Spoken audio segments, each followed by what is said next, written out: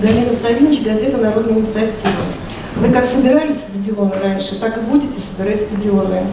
То есть вы несете культуру и смыслы на такую огромную аудиторию, какую федеральный канал вы позавидовали. Скажите, пожалуйста, да, и как известно, смыслы, тексты песен, которые сопровождаются музыкой и техническими всевозможными эффектами, они особенно сильно ложатся на голову и на душу, то есть проникают в самое сердце. Скажите, пожалуйста, какие новые смыслы вы предполагаете в дальнейшем нести своими песнями? И каких поэтов вы, вот Игорь, лично вы любите, предпочитаете? На тексты каких поэтов руки чешутся мозгу написать? Спасибо. Спасибо за вопрос. Вы знаете, вот по поводу того, вообще, зачем мы собрались?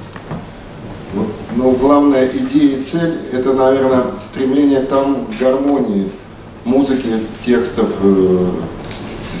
какого-то сценического имиджа, художественного оформления наших концертов.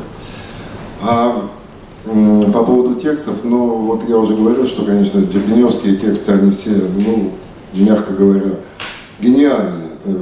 Я считаю, вот, что не возьми, не то, что он для нас писал, но и для других исполнителей.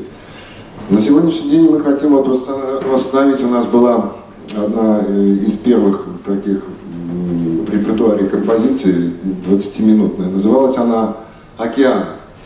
Это были стихи Матью Арнольда, там текст такой: «Доверие океан когда-то полон был, и брег земли обвив, как пояс радужный, спокойствие лежал.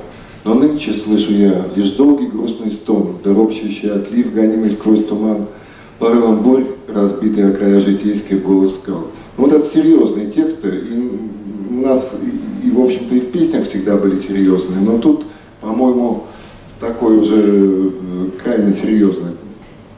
Я хочу добавить Игоря, знаете, самое удивительное, вот он сейчас начал говорить, я подумал, что мы музыку всю делали сами, а тексты делали профессиональные поэты. Но самое удивительное, они все были в возрасте, поэтому мы сами того не ведая отдали должное профессионализму поэтов, которые делали наши песни, и кто нам предоставлял, потому что чего греха таить, многие наши песни даже написаны, приписаны некоторым композиторам, им не принадлежали.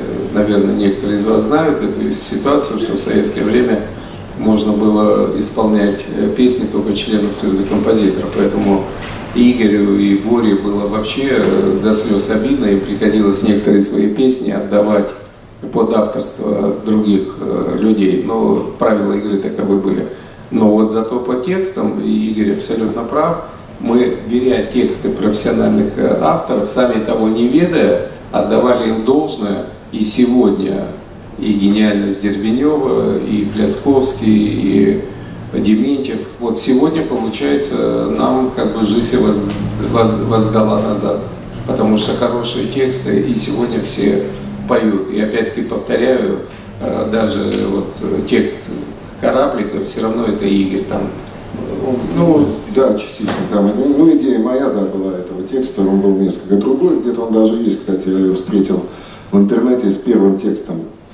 Но суть не в этом, а суть в том, что мне кажется, что вот эти тексты, они вечные и актуальны на сегодняшний день. Вот это самое главное, чтобы это не были тексты пустышки, которых, вы сами знаете, сейчас куча. Иногда просто там, не знаю, песня состоит из 2-3 слов или из 3 букв. И удивительно, что мы же тем самым, не ведая, повторили название, потому что и «Взлетная полоса», и «Прости, земля».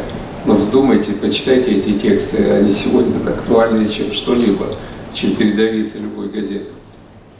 Спасибо большое.